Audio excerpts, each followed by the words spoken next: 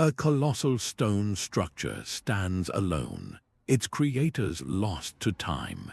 These silent ruins are the only voices left of entire worlds, their stories carved not in words, but in rock.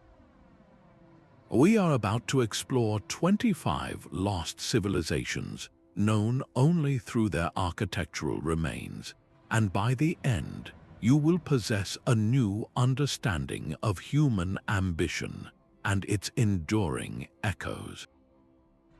We will investigate why a thriving society would abandon its towering cities and what secrets are locked within monuments built by hands we can no longer name.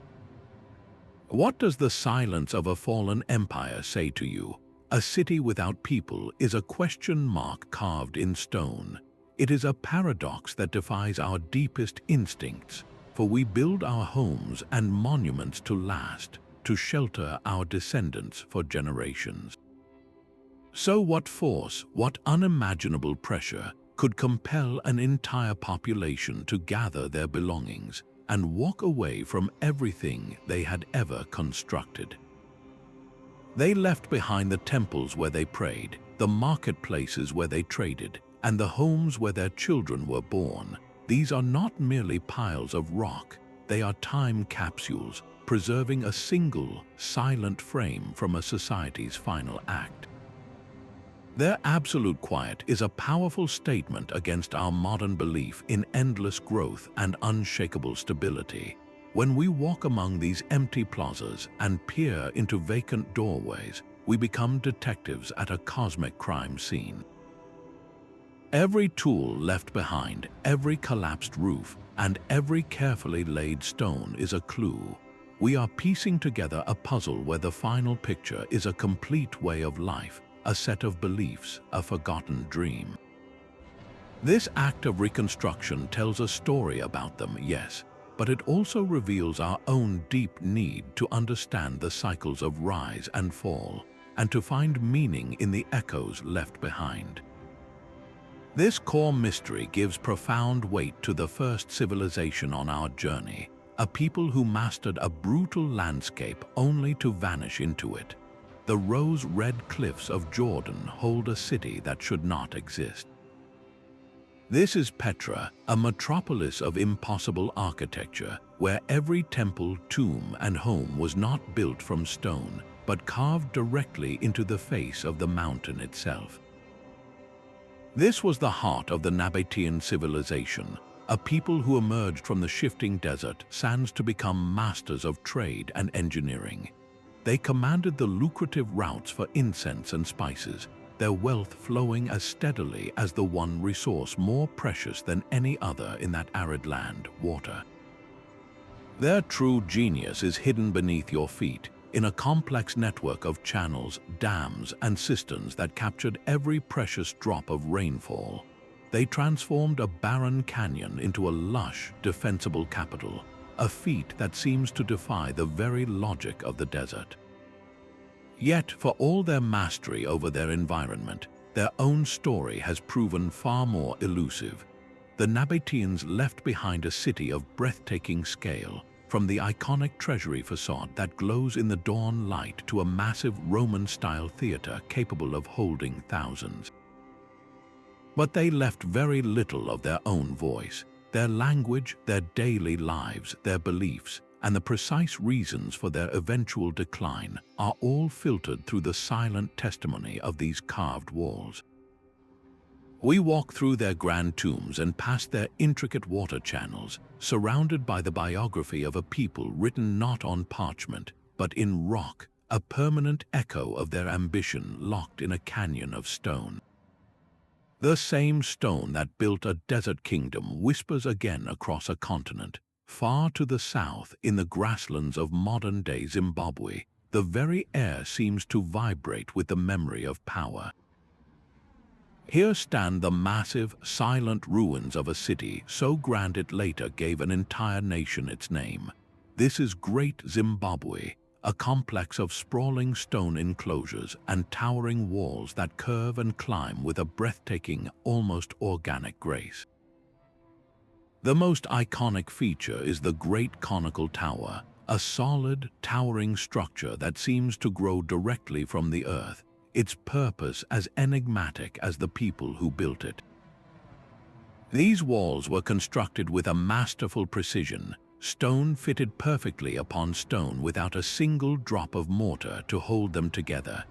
This was the heart of a kingdom that grew immensely wealthy and powerful by controlling the flow of gold and ivory across the region, a hub of commerce and culture that thrived for centuries. Yet, for a long time, the true story of Great Zimbabwe was obscured by a different, more painful narrative. When European colonizers first encountered these magnificent ruins, they could not, or would not, believe that an African civilization possessed the skill and sophistication to create them. They instead invented fanciful tales, attributing the city's construction to distant, mythical foreign powers like the Queen of Sheba or Phoenician traders. This racist assertion was a deliberate effort to strip a continent of its own magnificent history. It took the dedicated work of archaeologists, both local and international, to systematically dismantle this falsehood, proving through artifacts and excavation that Great Zimbabwe was unquestionably the achievement of the Shona people's ancestors. This correction is vital, but it does not erase the silence that surrounds the site itself. The builders of Great Zimbabwe left behind no deciphered written records. We have their stunning architecture, we have artifacts like Chinese pottery and Arabian glass that hint at a vast trade network, but we have no first-hand accounts. The meaning of the conical tower, the precise organization of their society, the rituals performed within the sacred enclosures, and the ultimate reasons for the city's decline are all mysteries we must interpret from the stones alone. The enduring grandeur of these walls is a powerful testament to a sophisticated and autonomous African civilization, a story of achievement that was almost stolen and is only now being fully reclaimed from the silent, patient stone. The silent stones of Great Zimbabwe speak of earthly power, but the ruins of Crete whisper of a different kind of magic. On that sun-drenched Mediterranean island, the palace of Knossos unfolds like a waking dream. This is not a fortress of intimidating walls, but a sprawling, multi-level complex of over 1,000 interlocking rooms, courtyards, and corridors. Its layout is so intentionally complex that it seems designed to disorient, a real-world maze that likely gave birth to the enduring Greek legend of the Minotaur and its labyrinth. To walk through its reconstructed columns and grand staircases is to feel the presence of the Minoans, a people whose entire world seems to have been painted in vibrant, fluid color. Their walls are alive with frescoes of leaping dolphins, elegant priestesses, and graceful athletes vaulting over the backs of powerful bulls in a ritual known as bull leaping. This was a society deeply connected to the sea and the natural world, their art celebrating life, movement, and a reverence for a powerful, yet seemingly peaceful, goddess. Beneath this colorful surface lay an engineering brilliance that rivals the art. The palace had a remarkably advanced sanitation system, with terracotta pipes providing running water and elaborate drains for waste. Vast underground storage rooms, called magazines, held enormous jars of olive oil, wine, and grain, evidence of a complex, centralized economy that thrived on maritime trade across the Aegean. They were literate too, using a script scholars call Linear A. But this is the core of the Minoan mystery, for their written language has never been deciphered. Their own words, recorded on clay tablets, remain utterly silent to us. We see their world through their art and architecture, but we cannot hear their stories, their laws, or their names in their own voice. This vibrant civilization met a sudden and dramatic end. The colossal volcanic eruption on the nearby island of Thera, one of the largest in human history, is believed to have triggered immense tsunamis and blanketed Crete in ash. This catastrophic event, occurring around the year 1600 BCE, would have shattered their fleet, destroyed their crops, and broken their trade networks, leaving their society critically vulnerable. The ruins of Knossos show evidence of subsequent fire and destruction, likely the final blow from which they never recovered. The colorful, fluid world of the Minoans, so unique in its apparent lack of fortifications and militaristic art, was snuffed out, leaving behind a beautiful, haunting puzzle. Their legacy is a reminder that a civilization's greatest strengths can also be its greatest vulnerabilities, and that the same sea that brought them wealth and connection could also deliver a force beyond any human power to control. Deep within the sweltering jungles of the Mexican Gulf Coast, a different kind of face emerges from the earth. These are not the ruins of palaces or temples, but of people. The colossal stone heads of the Olmecs at La Venta stare out from the undergrowth with a silent, stoic power that has captivated and perplexed the world for centuries. Each one is a monument in itself, carved from a single, gigantic block of basalt, some weighing more than 20 tons. Their features are distinct and almost helmet-like, with broad noses, full lips, and expressions that seem to hold a deep, unspoken knowledge. They are the most recognizable legacy of a people known as the mother culture of Mesoamerica, the foundational society from which later great civilizations like the Maya and the Aztec would draw their traditions, their gods, and their calendar systems. Yet for their profound influence, the Olmecs themselves remain one of history's most profound enigmas. Who do these immense faces represent? Are they portraits of powerful rulers, deified ancestors, or perhaps mythical ball players? Scholars still debate their identities, for the Olmecs left behind no deciphered written records to tell us their names or their stories. Their entire civilization must be read through the artifacts they left behind. At La Venta, a great earthen mound rises from the landscape, one of the earliest pyramid structures in the Americas, pointing to a complex ceremonial life. Archaeologists have discovered elaborate offerings buried in deep, hidden caches, including meticulously carved figurines and polished axes made from precious jade and serpentine. These objects were not merely decorative, they were profound statements of belief, placed with intention as gifts to powers we can only guess at. The true scale of Olmec ambition, however, is revealed not just in what they carved, but in how they moved their materials. The basalt for the famous heads did not come from La Venta. It was quarried from mountains dozens of miles away, across treacherous swamps and raging rivers. Imagine the immense social organization required for such a task. It speaks of a society capable of mobilizing a vast labor force, of engineers who could design sturdy rafts and rollers, and of leaders who commanded enough respect to see such a monumental effort through to its completion. They moved mountains quite literally to create these faces. Then, after centuries of flourishing and shaping the cultural landscape of an entire region, their society faded, their cities were reclaimed by the jungle, and their voices fell silent. But their cultural DNA was already woven into the fabric of Mesoamerica.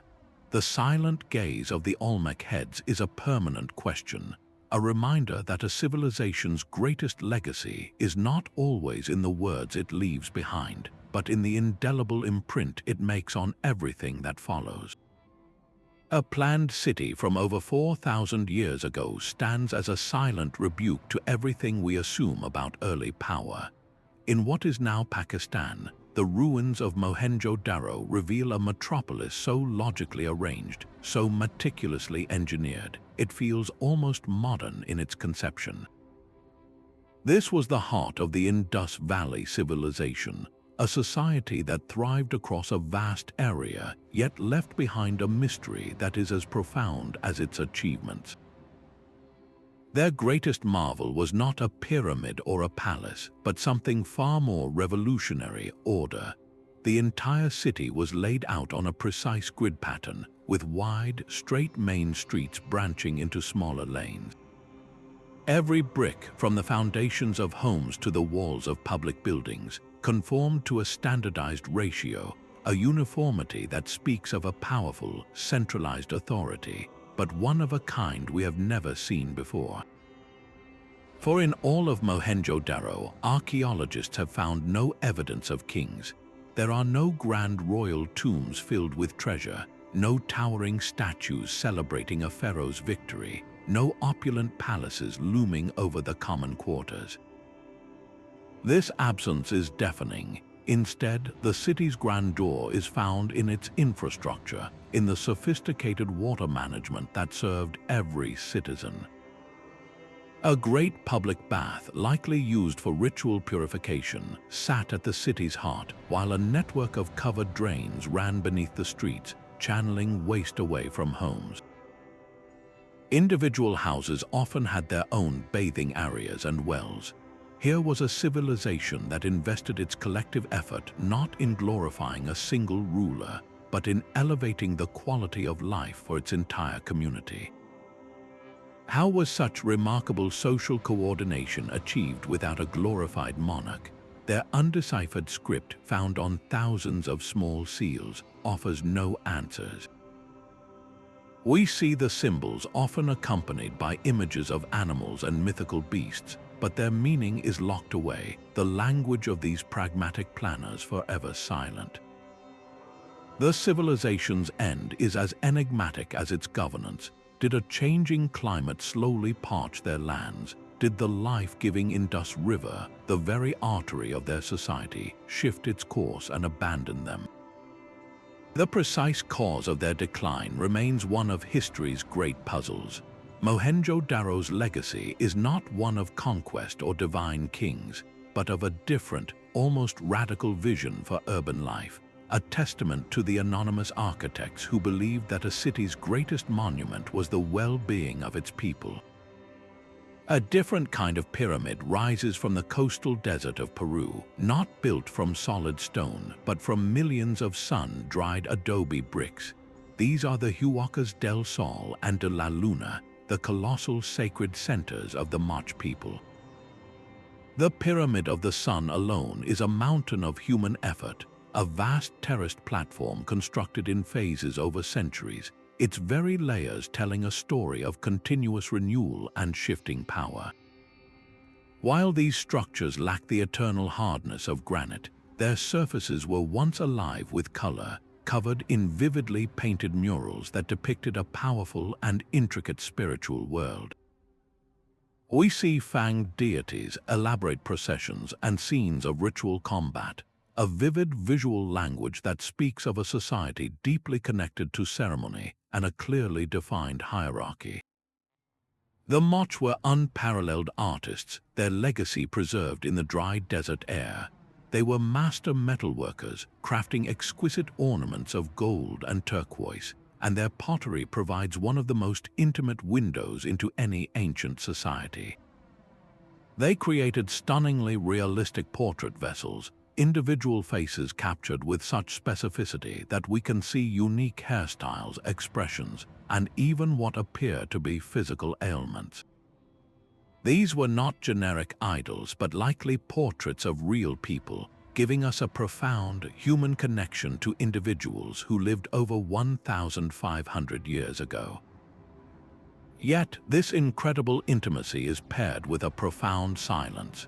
We have these faces, these detailed scenes of life and ritual, but we have no written records to name the individuals, to explain the stories behind the ceremonies, or to tell us the words they spoke during their most sacred rites. The narrative is all there in the art, but the soundtrack is missing. The layers of the Huaca de la Luna itself hold the key to their civilization's end. Archaeologists have uncovered evidence of repeated renovations, new layers of construction painted over the old, which suggests a society constantly responding to a changing world. Then the evidence points to a series of catastrophic environmental crises. Sediment cores reveal decades of intense rain and flooding, likely triggered by recurring El Niño events, which would have been followed by prolonged drought. This climatic whiplash, a cycle of deluge and parching dry, would have devastated their agricultural systems and shattered the societal order. The very bricks of their pyramids show salt lines, evidence of water damage that slowly melted their monumental centers of power back into the earth. The Moche did not vanish overnight, but their political and religious unity appears to have fragmented. Their great ceremonial centers were gradually abandoned, and their cultural flames scattered into smaller, isolated communities. Their artistic legacy offers a vivid, silent narrative of a complex world that mastered its environment for centuries, only to be ultimately mastered by it. South of Egypt, the desert sands hold a forest of stone peaks. These are the Nubian pyramids of Meroë, over 200 of them, standing as the final resting places for the kings and queens of the Kingdom of Kush. They are sharper and more steeply angled than the wider pyramids of their northern neighbors, a distinct architectural signature that announces a different kind of power. This was not a mere copy of Egypt, but a formidable African empire that, for a time, turned the tables of history completely. The rulers of Kush, often called the Black Pharaohs, did not just trade with Egypt, they marched north and conquered it, establishing a dynasty that ruled the Nile from its source to its delta. Their capital at Meroë became the heart of a unique fusion, a civilization that absorbed Egyptian gods and hieroglyphs, but then deliberately forged its own identity. They built temples to Ammon, but they also worshipped their own indigenous lion-headed god, Apidamak. They used the visual language of pharaonic power, but they eventually developed their own script, known as Meroïtic, to record their own stories. And here lies the core of the mystery, for while we can read the names of their rulers from the Egyptian inscriptions they left during their conquest, their own Meroïtic language remains only partially understood. We can sound out the words, but we cannot grasp their meaning. The voices of this powerful empire are trapped behind a linguistic veil, their own histories and decrees silently waiting in stone. Beyond the pyramids, the landscape of Meroë reveals another source of its might. The city was an ancient industrial powerhouse, one of the major iron-producing centers of the classical world. Great slag heaps, the waste from smelting furnaces, still dot the site, evidence of an economy fueled by fire and metal. This technological prowess, combined with their strategic control of trade routes, made Kush a rival to the great empires of the Mediterranean. The pyramids of Meroë, therefore, are not just tombs. They are a bold declaration of independence, a statement from a civilization that learned from its neighbors, even conquered them, but ultimately chose to look inward, to build a world that was uniquely and powerfully its own. Their silent script is a reminder that a civilization's confidence is measured not just by the empires it conquers, but by the unique culture it creates and leaves behind for the ages. High on a sun-baked plateau, a civilization turned to the cliffs for sanctuary.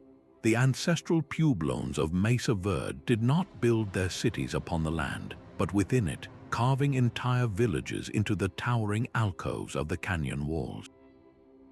These are not simple caves, but complex multi-story structures of sandstone block and mud mortar, their rooms stacked one upon the other like a child's blocks, connected by a network of slender wooden ladders that could be withdrawn for safety. To stand in one of these cliff dwellings is to feel a profound sense of community and ingenuity, a society that sought not to dominate its landscape, but to become a part of it. The architecture itself is a statement of their values, providing both shelter from the extreme desert temperatures and a formidable defense against any who might approach. Why would an entire people choose to live in such seemingly inaccessible places? The answer is written in the architecture, a testament to a changing world that demanded new solutions for survival. The move to the cliffs around the year 1200 was not their beginning, but a pivot, a consolidation into a more defensible and sustainable way of life after centuries of living on the mesa tops. Their buildings are a physical record of their deep environmental wisdom. Structures like the Sun Temple, with its precise alignments, reveal a sophisticated understanding of the solar and lunar cycles, a celestial calendar carved in stone that guided their planting and their ceremonies. This intimate connection to the rhythms of the earth was the bedrock of their society. Yet this profound bond with nature could not ultimately shield them from its fluctuations. The decades surrounding the year 1300 brought a profound shift, a period known today as the Great Drought. Tree ring records tell a stark story of years upon years with barely any rain, a dry spell that would have withered crops and emptied storehouses. But the drought may have been only the final, devastating blow in a series of mounting challenges. Could decades of living in such concentrated communities have led to the depletion of local resources, the slow clearing of nearby forests for firewood and construction? Might social tensions have grown as resources dwindled, the very closeness that once protected them becoming a source of friction? We see no evidence of invasion in the silent stone rooms, only a deliberate, organized departure. The artifacts left behind suggest a people who packed what they could carry and walked away, seeking a new beginning elsewhere, likely migrating south to become the ancestors of modern Pueblo peoples. The cliff dwellings of Mesa Verde were not a tomb, but a home that was carefully, solemnly left behind. They stand today as a powerful monument to human resilience and adaptation, a reminder that sometimes the greatest strength a civilization can possess is the wisdom to know when it is time to move on. The Lion Gate of Mycenae stares down from its hilltop with a grim, unyielding strength. This massive stone entrance, crowned by two confronting lions, is the very symbol of a civilization built for war. Beyond it lie walls so immense that later Greeks believed only the mythical Cyclopes could have lifted the stones into place. This was the world of the Mycenaeans, the powerful kings who ruled the Greek world centuries before the rise of Athens and Sparta, a society whose epic deeds were later immortalized in Homer's tales of the Trojan War. Their fortified citadels at places like Mycenae and Pylos were not open, vibrant cities, but heavily defended palaces, acting as the nerve centers for a highly organized militaristic society. Within these walls, scribes used a script called Linear B to keep meticulous records on clay tablets, detailing the vast stores of oil, grain, and weapons that fueled their economy and their armies. Yet these records are almost entirely administrative, long lists of goods and personnel that tell us nothing of their poetry, their prayers, or their personal hopes. The true character of Mycenaean power is etched not in their clay, but in their stone. The sheer scale of their fortifications speaks of a world defined by constant threat and the ever-present need for defense, a stark departure from the unfortified, sea-focused palaces of the Minoans they eventually overshadowed. Their deepest beliefs are revealed in the way they honored their dead, interring their most powerful rulers in magnificent beehive-shaped tombs known as tholoi. These vast subterranean structures required an incredible engineering effort to construct, their corbelled stone ceilings rising to a point high above the burial chamber. Inside, the elite were laid to rest with breathtaking treasures, including the famous golden death masks, one of which was famously mistaken by its discoverer for the face of the legendary King Agamemnon. These masks, hammered from a single sheet of gold, were intended to capture the likeness of the deceased for eternity, a final, defiant statement of identity and status. Yet, for all their monumental strength and wealth, the Mycenaean world experienced a sudden and catastrophic collapse around the year 1200 BCE. Their great palaces were burned and abandoned, their writing system was forgotten, and their trade networks across the Mediterranean disintegrated. The causes are still debated, a complex puzzle of potential factors including internal rebellion, widespread crop failure, and the upheaval caused by mysterious groups the Egyptians called the Sea Peoples. Whatever the precise catalyst, the fall of the Mycenaean palatial system plunged Greece into a centuries-long dark age, a period of dramatic depopulation and cultural amnesia from which only faint echoes of their glory survived in oral poetry. The legacy of Mycenae is therefore a haunting duality, a reminder that the most formidable fortifications cannot always protect a civilization from the complex, converging pressures of a changing world. While the Mycenaeans fortified their hilltops, a different kind of power was rising on the other side of the world, one that challenges our very definition of a civilization's beginnings. In the stark, arid valleys of coastal Peru, the sacred city of Caral stands as a silent monument to one of humanity's first great experiments in complex society. This is not merely old, it is ancient on a scale that recalibrates history, thriving nearly 5,000 years ago, a contemporary of the Great Pyramids of Egypt. The Caral Soup civilization did not emerge in a fertile crescent, but in a series of narrow river valleys cutting through a harsh coastal desert, an environment that demanded absolute cooperation and ingenuity to survive.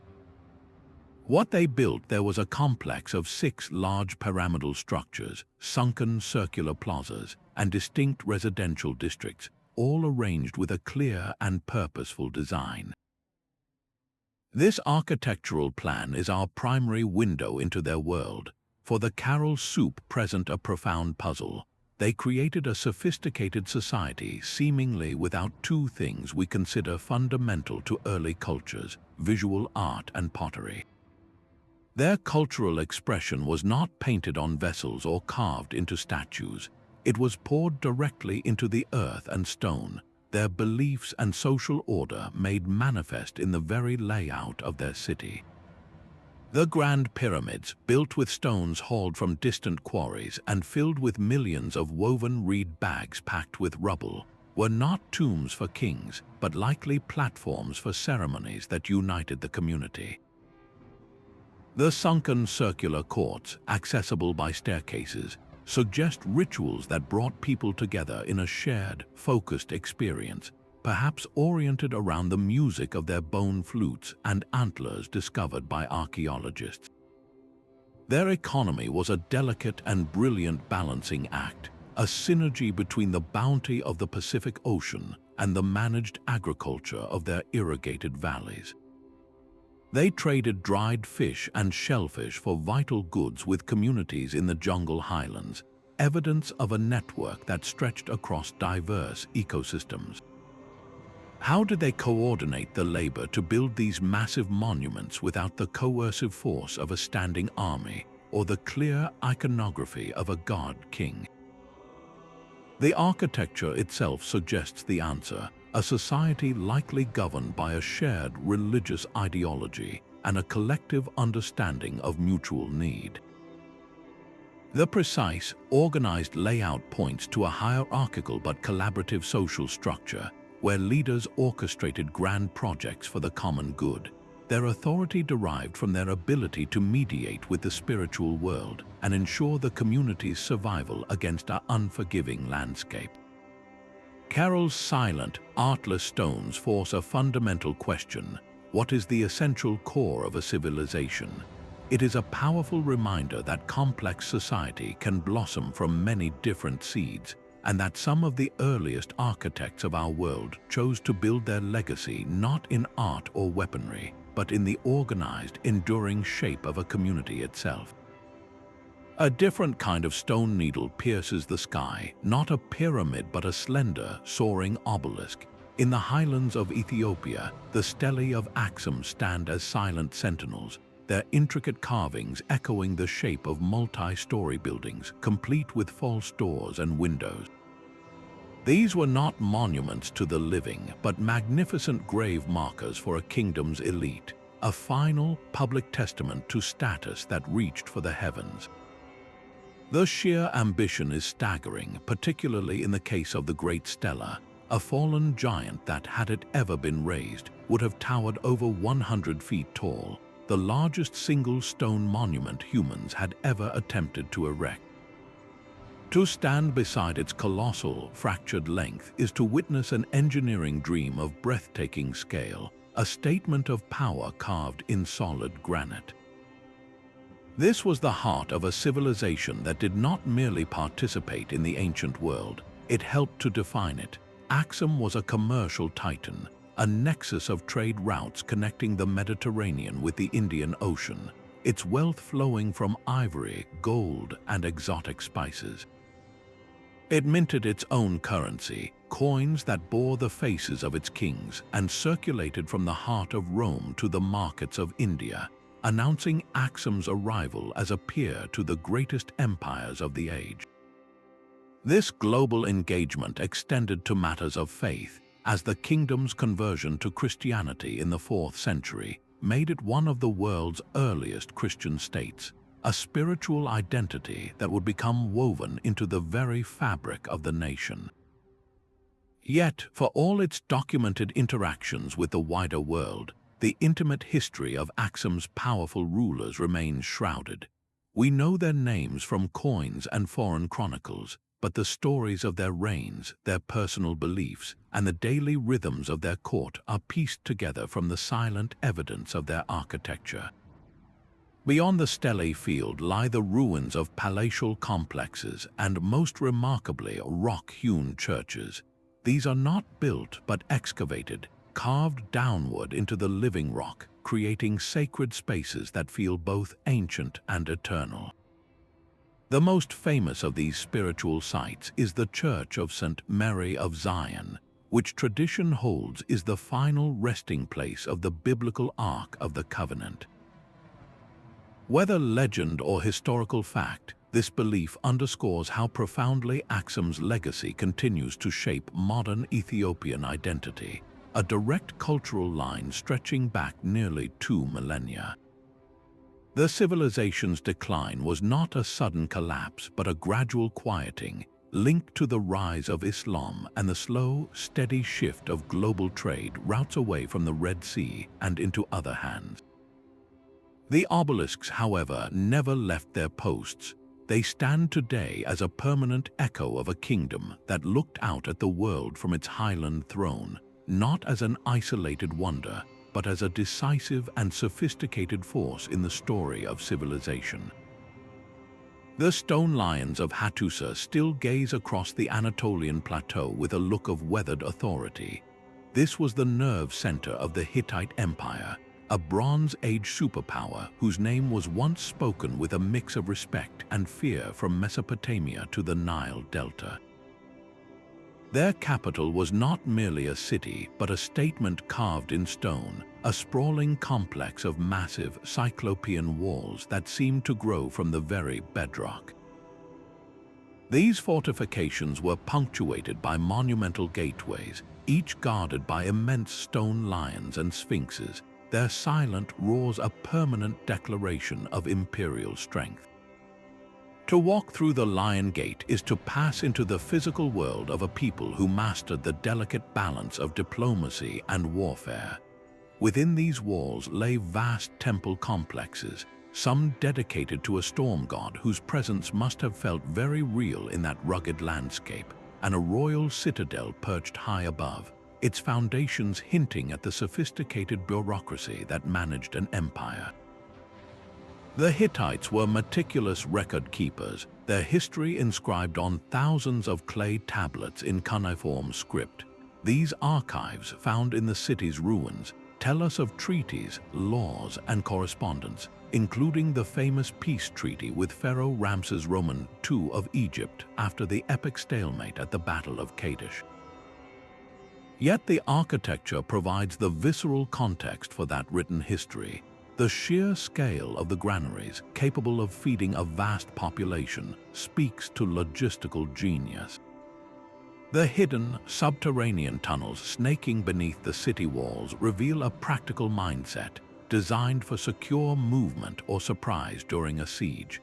This was a civilization built for endurance. But its end was as sudden as it was mysterious.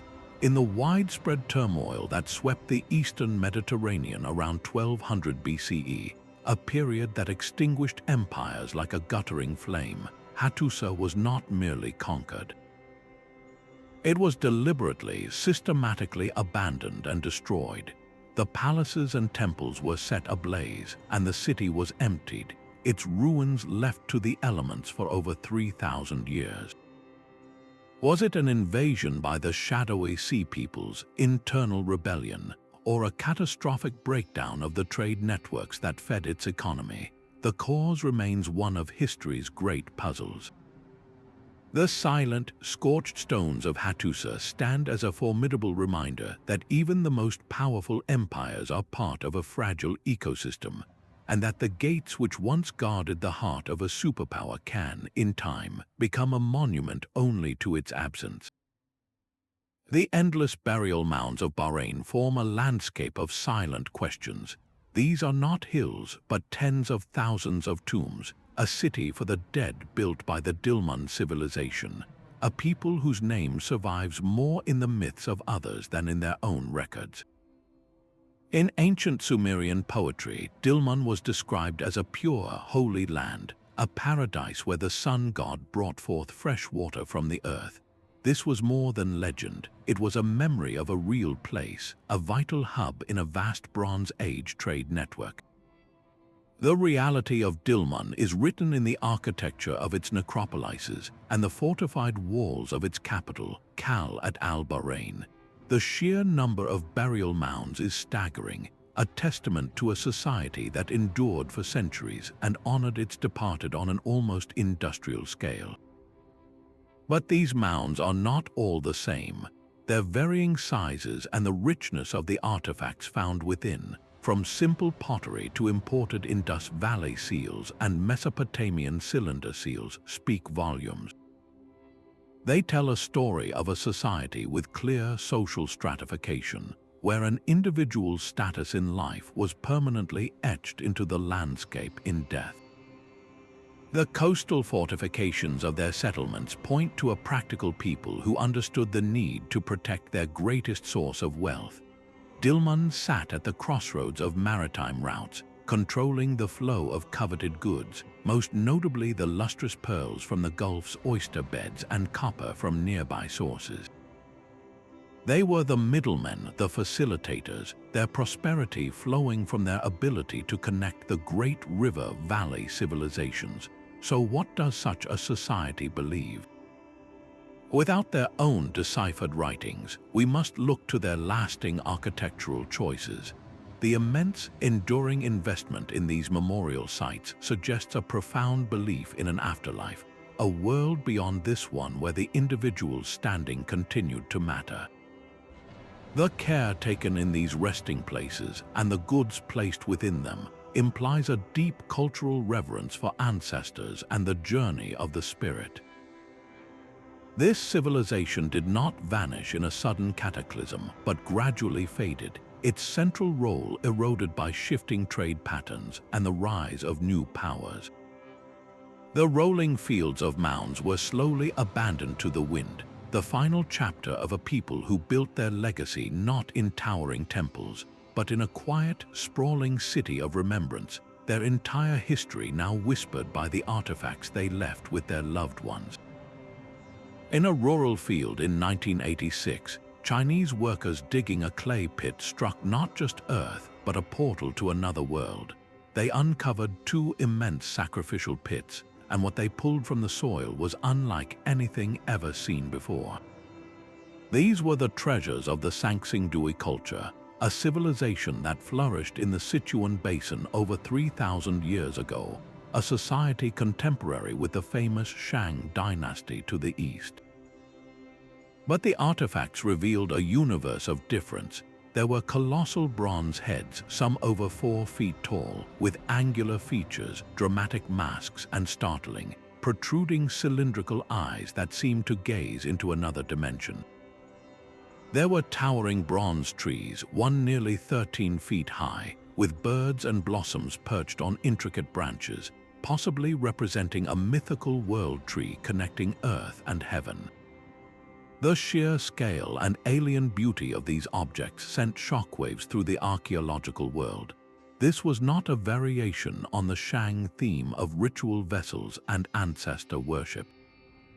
This was a completely separate artistic language, a spiritual vision born in apparent isolation, hidden behind the mountain ranges of Sichuan. Their city was a powerful center, protected by massive earthen walls and home to artisans who mastered bronze casting on a monumental scale. Yet, for all this sophistication, they left us no written words, no inscriptions to decode their pantheon of gods or explain the meaning behind the mesmerizing, almost hypnotic masks. Why did they create these awe-inspiring objects only to deliberately break, burn, and bury them in 2 carefully arranged pits, as if performing a final, grand act of closure? The civilization's end is as abrupt as its discovery was unexpected. Did a sudden earthquake or a catastrophic flood force them to abandon their home and ritually inter their most sacred objects? Or did their society fracture from within, leading them to seal their spiritual world away forever? The silence of Sanxingdui is profound, but its impact is deafening. It forces a complete re-evaluation of China's ancient past, proving that its cradle of civilization was not a single source, but multiple, independent flames burning with their own unique and spectacular light. The soil of central Nigeria holds the fragments of a face. This is the legacy of the Nok culture, a people who, over 2,000 years ago, mastered the elemental arts of earth and fire. They were pioneers among the very first in sub-Saharan Africa to smelt iron and to sculpt life-sized human forms from terracotta clay. While they left behind no great cities or towering monuments for us to walk through, their artistic vision speaks with a powerful, intimate voice. These sculptures are not crude idols, but breathtakingly sophisticated portraits. We see individuals with intricate, detailed hairstyles that must have taken hours to braid, and necks adorned with heavy coils of jewelry. Their expressions are often contemplative, their features distinct and full of personality, as if the artist sought to capture the soul of a specific person. These figures were likely central to a complex spiritual or memorial practice, perhaps honoring ancestors or depicting revered community members. They represent the earliest known tradition of figurative art in the region, a foundational aesthetic that would echo through West African artistry for centuries to come. Yet, for the profound humanity radiating from these clay faces, the Nok people themselves remain almost entirely anonymous. We have no written records of their names, their language, or their daily lives. Their settlements are known only through scattered remnants, and their social structure must be pieced together from the fragments of their art. The sheer skill required to create and fire such large, hollow terracotta figures without them cracking points to a society with specialized artisans and a stable cultural tradition. Then, after flourishing for nearly a millennium, their distinct artistic tradition faded away. Their culture did not end in a visible cataclysm, but simply seems to have transformed, its unique signature absorbed into the flow of later societies. The hauntingly beautiful terracotta heads are therefore more than art.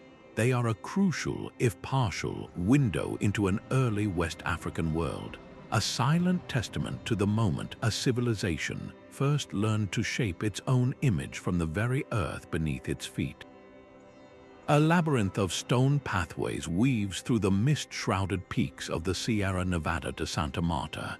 This is the world the Teyuna built, a civilization that did not clear the jungle, but integrated itself into its very fabric. Their greatest achievement, the site known as Ciudad Perdida, or the Lost City, is not a collection of monuments imposed upon the mountain, but a structure that seems to have grown from it. To walk its ancient stone staircases is to follow a path that understands the land's contours, a network of terraces, plazas, and canals designed to manage water, prevent erosion, and create flat living spaces on impossibly steep slopes. This was not a scattered village, but a major urban center of perhaps 2,000 people, its complex layout revealing a sophisticated understanding of engineering and community planning. Their mastery extended from the earth to the forge, for the Teyuna were among the ancient America's most gifted goldsmiths. They crafted intricate pendants and ornaments depicting warriors, shamans, and animal spirits, objects that likely held deep spiritual power. Yet the true meaning of these treasures and the precise social structure of their society remain veiled, as they left no written records for us to decipher. The most profound connection to this lost world comes from their living descendants, the Kogi people, who still inhabit the highest reaches of the Sierra Nevada. They consider the lost city and its surrounding landscape a sacred ancestral home, a living memory of their origins. Their spiritual leaders, the Momos, speak of the site as the heart of the world, a place where every stone and stream is part of a delicate spiritual balance they are charged with protecting. This perspective transforms the ruins from a mere archaeological site into an ongoing cultural landscape, a place where the past is not entirely lost, but is actively remembered and revered in a different form. The city's abandonment during the Spanish conquest was likely a strategic withdrawal, a retreat into the higher, more inaccessible mountains to preserve their culture from the onslaught of disease and conflict. For centuries, the jungle patiently reclaimed its stone, swallowing the terraces and plazas until the city truly was lost, only to be stumbled upon by treasure hunters in the 1970s. The silent, moss-covered foundations of Ciudad Perdida tell a story of a society that achieved remarkable complexity by listening to the land, a powerful echo of a different way to build a world. The legend of a queen's visit to King Solomon speaks of unimaginable wealth, but the real treasure of the Sabaeans was not just gold, it was water.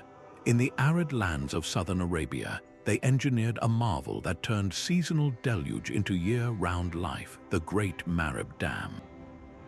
This massive earthen structure, one of the most ambitious hydraulic projects of the ancient world, was the beating heart of their kingdom.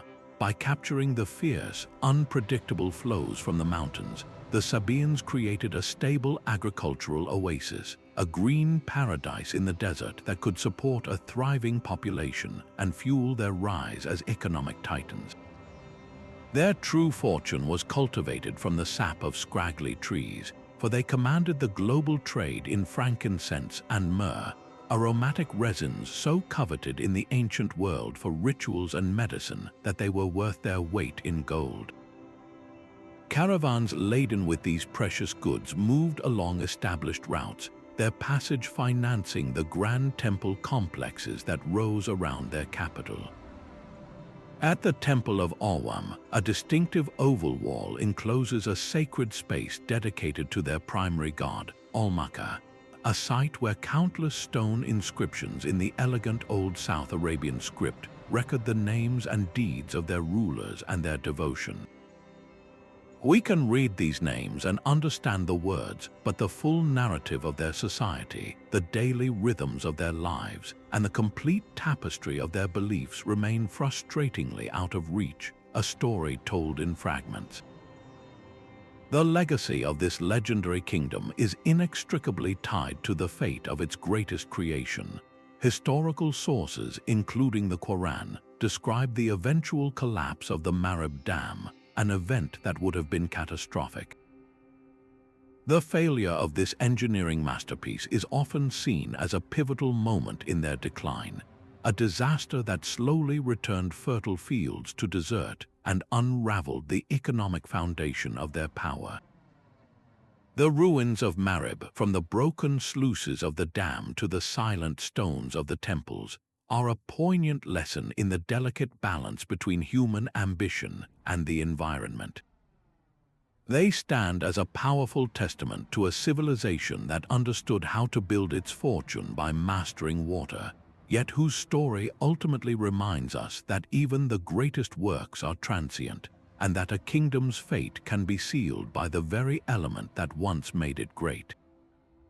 A city of earth and sky once rose where the Mississippi and Missouri rivers meet. This was Cahokia, a sprawling metropolis that was, for its time, larger than London. Its skyline was not defined by stone but by soil, dominated by the immense terraced form of Monk's Mound. The scale of this earthen pyramid is almost incomprehensible, its base covering more ground than the Great Pyramid of Giza.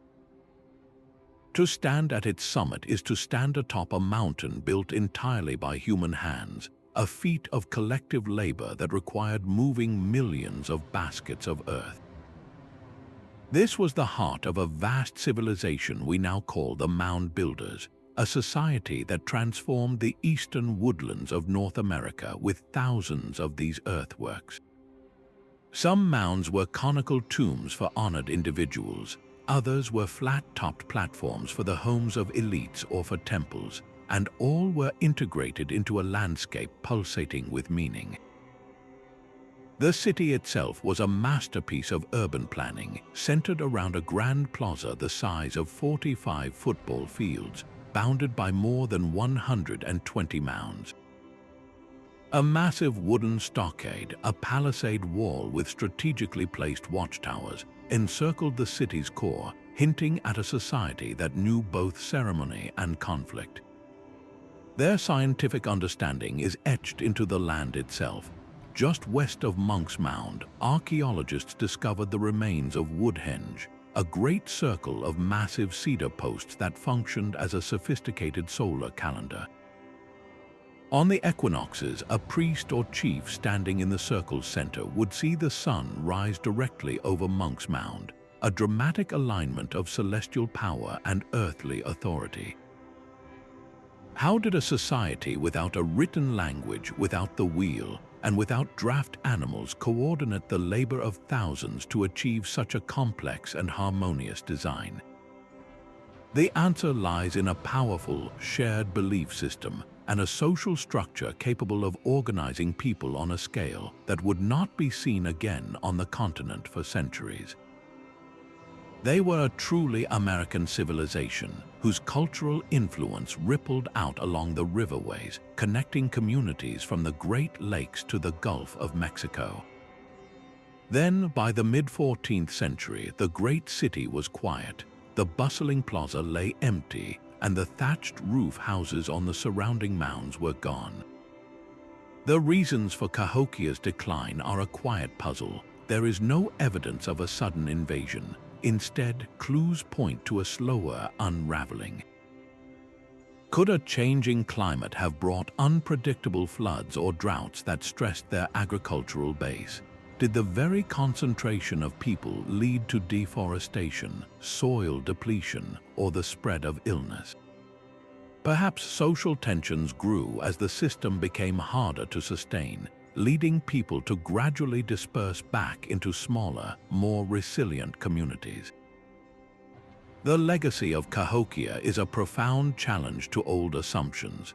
It stands as undeniable proof that the drive to build monumental architecture, to organize complex societies, and to seek meaning in the stars is not a story exclusive to the pyramids of Egypt or the ziggurats of Mesopotamia. It is a human story, one that was unfolding with equal grandeur on the very soil of what is now the United States, a silent, earthen testament to a lost world of astonishing ambition. Deep within the Libyan Sahara, a desert that seems to define emptiness, lies the ghost of a river, the Garamontes did not wait for rain, for the sky offered them nothing. Instead, they reached down, tunneling through the rock to tap vast, ancient reservoirs of fossil water, untouched rainfall from a wetter age. This was the genius of the Fagara, a sprawling network of underground channels that stretched for hundreds of miles, gently sloping to guide the precious water to the surface by gravity alone. These were not simple wells, but a subterranean river system engineered by human hands, a hidden circulatory system that gave life to a kingdom. With this water, they transformed pockets of the Sahara into green oases, cultivating date palms, grains, and grapes, and building fortified towns of mud brick that rose from the sand. Their capital, Garama, was a hub of power and trade, its ruins still marked by distinct tombs and the faint outlines of its structures. Classical Roman authors like Herodotus wrote of them as formidable desert dwellers, a people who mastered the chariot and controlled the trade routes for gold, salt, and slaves across the immense desert. Yet their own voice is almost entirely absent, their history told not in scrolls, but in the dry, empty beds of their canals and the silent precision of their engineering. This sophisticated civilization presents a profound question. How long can a society drink from a cup that never refills? The Garamontes flourished for centuries, but their very success contained the seed of their decline. The fossil water they relied upon was a finite treasure, an inheritance from a different world. As their population grew and their agricultural demands increased, the water tables began to fall. The maintenance of the vast Fagara networks became an ever greater burden, a relentless struggle against the encroaching sand. Their story is a stark lesson in resource management, a powerful echo from the past about the limits of even the most brilliant technology when faced with an environment that is slowly, inexorably changing. The Garamontes did not fall to an invading army, but to a creeping quiet as their lifeblood retreated deep into the earth, and the desert they had held at bay for so long finally reclaimed its own. Their legacy is a testament to human ingenuity, but also a permanent reminder that every civilization, no matter how resilient, exists in a delicate balance with the world that sustains it. Their colossal stone faces gaze across the grassy slopes, their backs to an endless ocean. On the most isolated inhabited island on Earth, the Moche of Rapa Nui stand as a breathtaking testament to human will. Nearly 900 of these monumental statues were carved from volcanic rock using nothing but stone tools, then transported for miles across the island by a society with no wheels, no draft animals, and no metal. Each multi-ton figure was then erected upon a massive ceremonial platform, an ahu, creating a coastal ring of silent, watchful ancestors. This was not the work of a simple people, but of a complex and deeply spiritual society that channeled its entire cultural energy into this stone dialogue with the divine. The question that hangs over the island is as heavy as the stone itself. How could a people capable of such a staggering feat of engineering and artistry have seemingly brought about their own downfall? The traditional narrative is a stark ecological parable. The Rapa Nui people arrived on an island forested with a now extinct giant palm tree, a vital resource. As their population grew and their statue building intensified, the trees were cut for logs to transport the moe and for other community needs. Without the trees, the soil eroded, crop yields fell, and the islanders could no longer build the seafaring canoes that provided deep-sea fish, a crucial protein source. The archaeological record suggests this environmental collapse triggered a painful period of societal unrest, where clan turned against clan.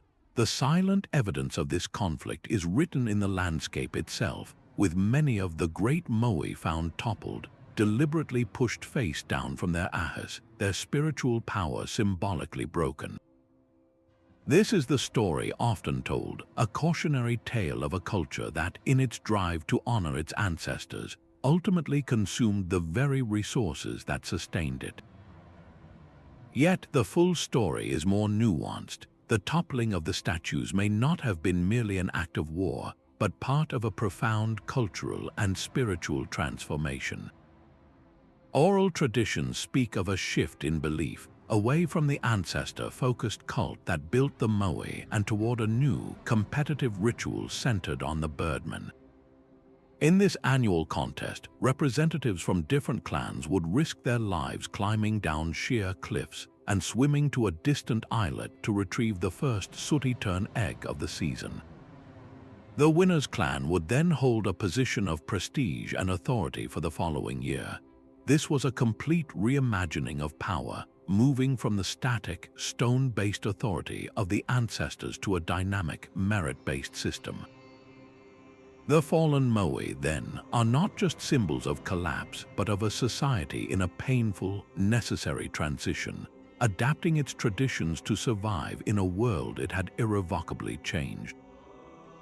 The haunting silence of Easter Island is not one of mere failure, but of profound change, a reminder that a civilization's greatest monuments can become the very markers of the world it lost.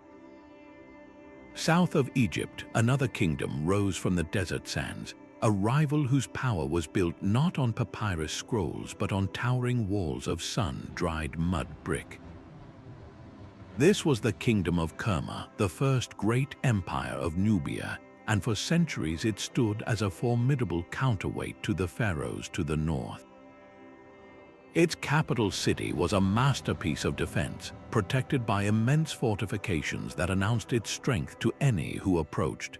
Within these walls, a massive, enigmatic structure known as the Western Defufa still rises from the earth, a colossal temple or palace of solid mud brick whose original purpose remains one of Africa's great architectural puzzles. Was it a royal residence, a religious center, or the heart of a vast administrative network? The silent, monolithic Defufa offers no answers, only its enduring, imposing presence. The true measure of Kerma's distinct identity, however, lies in its artistry. Their pottery was uniquely their own, decorated with bold, geometric patterns and polished to a deep, black luster, a stark contrast to the Egyptian styles they actively resisted adopting. This was not a provincial copy of its northern neighbor, but a confident, independent civilization with its own aesthetic and its own vision of power. That vision reached its most profound expression in the afterlife. On the city's outskirts, vast cemeteries hold the tombs of Kerma's rulers, buried beneath massive, circular mounds of earth known as tumuli. The scale of these royal burials is breathtaking, but it is the company they kept that speaks volumes about the king's perceived authority. Excavations reveal that these rulers were not laid to rest alone. They were accompanied in their journey by hundreds of individuals, a solemn testament to a belief system where the king's power and status transcended the boundary between life and what comes after. This ceremonial practice, so different from Egyptian traditions, underscores a society with a deeply hierarchical structure and a unique spiritual worldview. For all its grandeur, Kerma's sovereignty could not endure the expanding ambition of Egypt's new kingdom. The city's final chapter is written in ash and destruction, its mighty walls breached and burned by the armies of the pharaohs, who sought to absorb this rebellious southern power into their own empire. Yet, even in its defeat, Kerma's legacy is undeniable. Its ruins stand as a powerful corrective to any narrative that would cast Nubia as merely an Egyptian province. This was a sophisticated African kingdom that forged its own path, a major power in its own right whose story is told not in deciphered texts, but in the enduring language of its walls, its art, and its silent, sacred mounds. The stonework of Tiwanaku fits together with a precision that seems to defy the very nature of rock. On the stark, high plains of the Andes, beside the vast waters of Lake Titicaca, this empire constructed a ceremonial capital that feels less built and more woven from the landscape itself. Here, at an altitude that leaves visitors breathless, they erected monuments that continue to baffle engineers. The Akapana Pyramid rises as a massive stepped platform, its core a feat of hydrological engineering designed to channel water in a display of symbolic power. Nearby, the Colossal platform stands with its grand staircase, a celestial observatory whose alignments precisely mark the solstices and equinoxes. But the most iconic artifact is the Gateway of the Sun, a single block of stone intricately carved with a central figure often called the Staff God, surrounded by a procession of winged attendants. This portal is a masterpiece of art and cosmology, yet its full message is one we can only guess at. What celestial event or spiritual belief was so important it required a doorway to frame it for eternity? The civilization left no written dictionary for its symbols. We see the repeating motifs of condors, pumas, and snakes, a trilogy of power from the sky, earth, and underworld, but the stories these carvings tell remain locked in their silent stone language. How did the Tiwanaku sustain a large urban population in an environment so challenging? Their ingenuity extended far beyond the ceremonial center. They transformed the seemingly inhospitable terrain with a system of raised fields known as suka collas. These were elevated planting platforms surrounded by canals, which mitigated the risk of frost and created a microclimate that boosted crop yields dramatically. This agricultural revolution allowed them to feed a capital city and fuel an influence that stretched across a vast region of the Andes. Their architectural genius is found in the smallest details, where multi-ton stones are cut with such geometric perfection that not even a razor blade can slip between them, a technique that would be echoed centuries later by the Incas. This was a society of profound astronomical knowledge, master engineers, and artistic visionaries. Yet by the year 1000 CE, their great capital was in decline. The reasons are woven into the environmental and social fabric of the high plains. A prolonged period of drought, a shift in climate that slowly starved their innovative farming systems, likely placed immense strain on the political and religious order. The intricate network of trade and tribute that held their sphere of influence together may have frayed, causing the entire system to gradually unravel. The people did not vanish, but the central power that built the Gateway of the Sun and the Akapana Pyramid did, its authority dissolving until only the stones were left to speak. The legacy of Tiwanaku is therefore a dual monument, a testament to human brilliance in conquering a harsh world, and a quiet reminder that even the most perfectly fitted stones cannot hold back the slow, patient pressures of a changing earth. A stone ceiling is carved to look like wooden beams, and a stone bed is fixed in place for an eternal rest. In the necropolises of Servatory, the Etruscan people built not just tombs, but entire houses for the departed, meticulously replicating the interiors of their own homes in soft volcanic rock. This was not a culture that saw death as an end, but as a transition to a parallel existence, a continuation of family life in a different realm. Their cities for the living, built across central Italy long before Rome ascended, have largely vanished, absorbed by later Roman construction. But here, in these silent cities of the dead, the Etruscan world is preserved in astonishing detail. We walk through streets of mounds, each one a subterranean home, complete with stone-carved chairs, tables, and even decorative pillows, as if the residents had simply stepped out for a moment. This architectural mirror offers the clearest window we have into a society whose own language, unrelated to any other known tongue, remains only partially deciphered. We can read their inscriptions, but the soul of their conversations, their jokes, their laws, and their personal stories are lost to us. The vibrant frescoes that adorn the walls of more elaborate tombs fill in some of the color. They show scenes of lively banquets with couples reclining together, musicians playing, and dancers moving with an energy that feels immediate and joyful. This art suggests a society where women held a notable social standing, participating freely in public life and feasts, a stark contrast to the more restrictive customs of the Greeks and early Romans. The Etruscans were a wealthy and sophisticated people, master metalworkers and traders who deeply influenced the cultural development of early Rome. Yet their entire worldview, their unique identity, was ultimately subsumed. The Romans, who learned so much from them in engineering, religion, and art, eventually conquered them and erased their political independence. The Etruscan language faded from use, and their vibrant cities were built over, layer by layer, by the expanding Roman state. So we are left with their tombs not as monuments of fear, but as celebrations of life's continuity. The silent, furnished rooms of servitory are a poignant architectural statement, a civilization's last will and testament written not on parchment, but in the very shape of the homes they loved, a final, profound declaration that for them, the boundary between this world and the next was as thin as a carved stone wall. The stone narratives of Angkor are written in water and rock.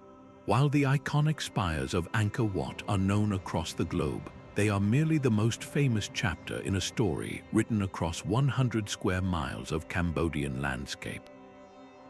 This was not just a temple complex, it was Angkor, the vast capital of the Khmer Empire and the largest pre-industrial city on Earth, a metropolis that supported a population of perhaps 1 million people at its zenith.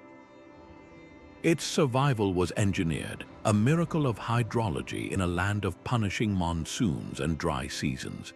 The Khmer kings did not just build temples, they tamed water itself, constructing a sprawling network of massive reservoirs called barrays and countless canals that functioned as a city-wide circulatory system.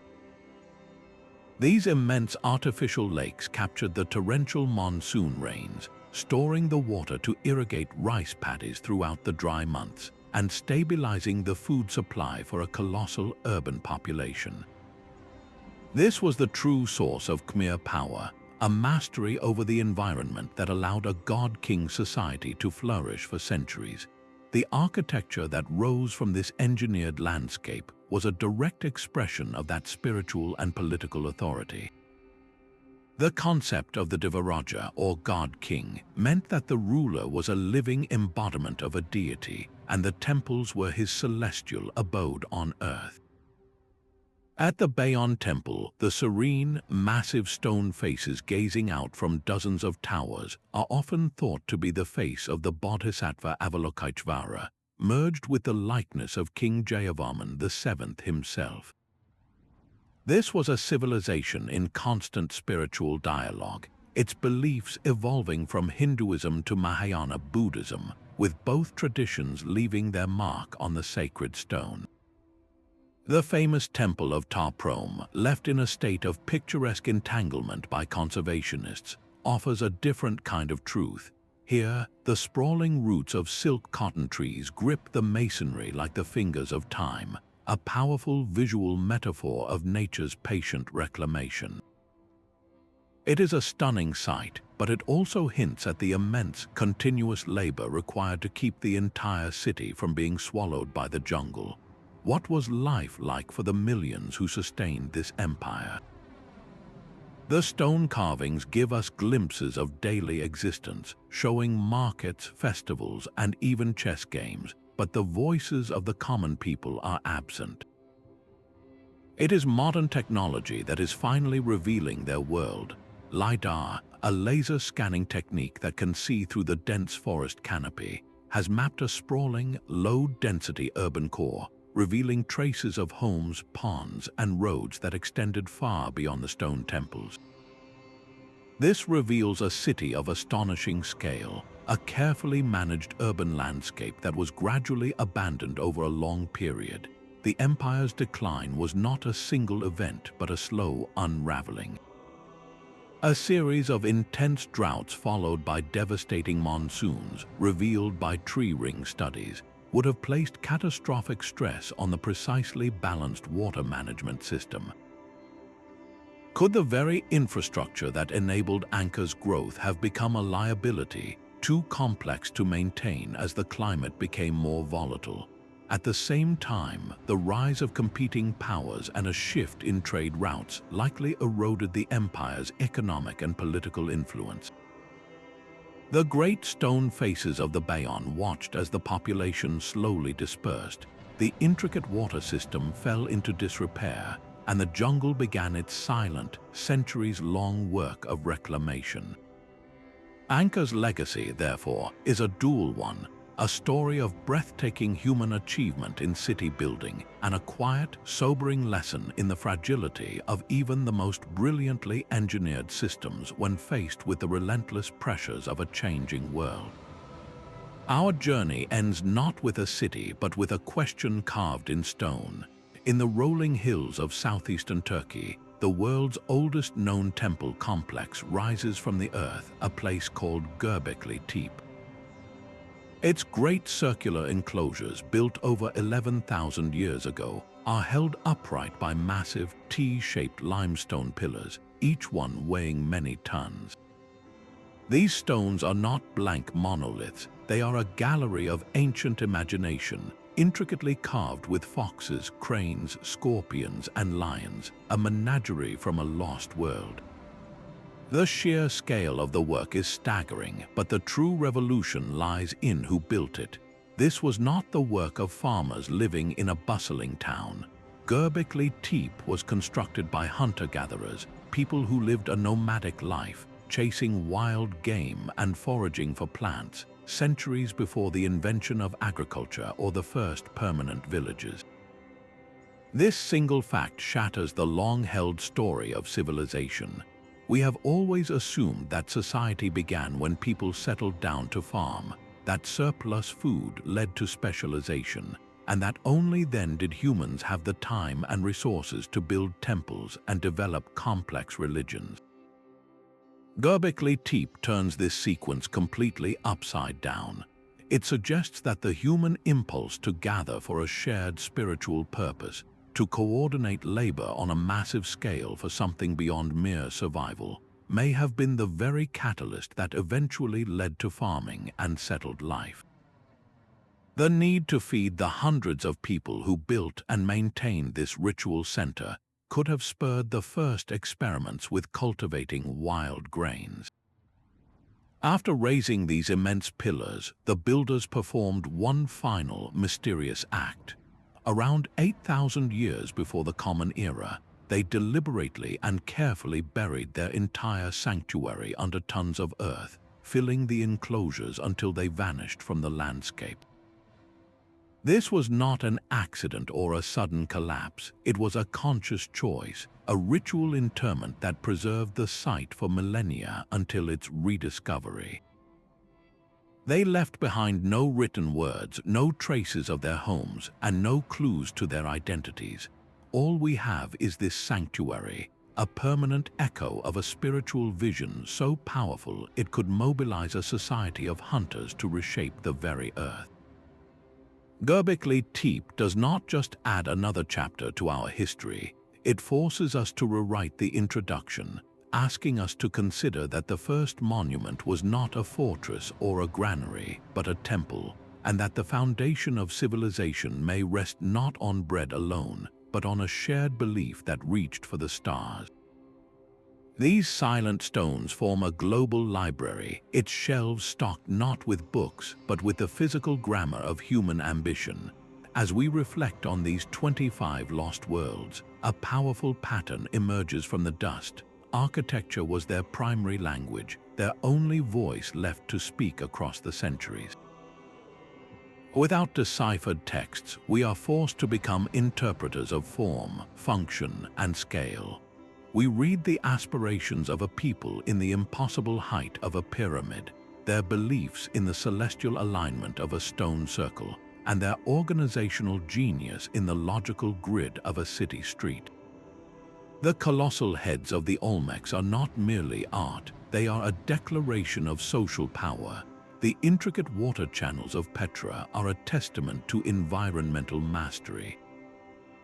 The sprawling, anonymous order of Mohenjo-Daro is a radical manifesto for urban life. Each structure is a sentence in a story we can only partially understand, a narrative written in the universal dialect of human effort. These ruins collectively teach us a profound truth, that civilization is not defined solely by the written word, but by the fundamental ability to coordinate human energy towards a collective, lasting goal. It is the shared dream made permanent, whether that dream is a tomb for the afterlife, a dam to sustain life, or a statue to honor it. This grand, global library also holds a humbling and recurring lesson. The very stones that proclaim a society's power also mark the limits of that power. The fate of the Garamontes, whose aquifers ran dry, and the Moche, whose pyramids melted in the rain, speak to the delicate balance with the environment. The abandoned plazas of Cahokia and the toppled Moche of Rapa Nui whisper of social contracts that frayed under pressure. Environmental change, resource depletion, and social upheaval are the quiet themes that echo through these empty cities. Studying these lost worlds through their architecture, therefore, provides more than historical knowledge. It offers a mirror for our own time, a chance to read the warnings and inspirations left by those who came before, to understand that our own greatest monuments will one day be silent, waiting for a future generation to learn the lessons we carved in stone. From the rose-red city of Petra to the towering Moche of Easter Island, our journey reveals a breathtaking tapestry of human ambition.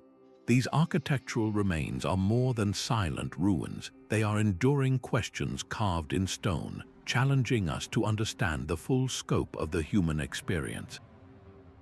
They remind us that history is written not only by the victors, but also by the patient, anonymous work of masons and architects whose creations outlasted their very names.